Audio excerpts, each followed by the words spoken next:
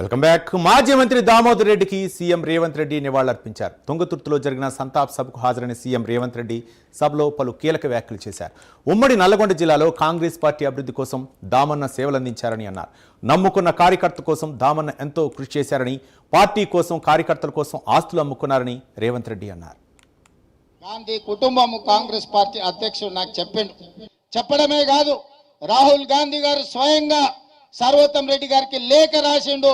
దామోదర్ రెడ్డి గారు చచ్చిపోయిన సందర్భంగా సంతాపాన్ని తెలుపుతూ రాహుల్ గాంధీ గారు సర్వోత్తంకు లేఖ రాయడం జరిగింది. కాబట్టి మిత్రులారా, ఈ వేదిక మీద నుంచి రెండు అంశాలలో స్పష్టంగా మీ ముందు ఉంచదలుచుకున్నాను.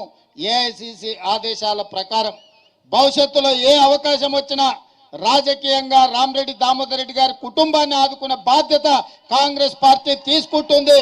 పెద్దలు హనుమంతరావు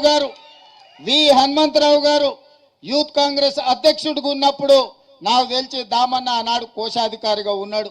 యూత్ కాంగ్రెస్ అధ్యక్షుడిగా హనుమంతరావు గారు ఉన్నప్పుడు ఈరోజు వాళ్ళ అధ్యక్షుడు ఇంకా మన మధ్యలో బలంగా గట్టిగా బల్లగుద్ది వాదించే నాయకుడిగా కాంగ్రెస్ పార్టీలో విహెచ్ గారు ఉన్నారు.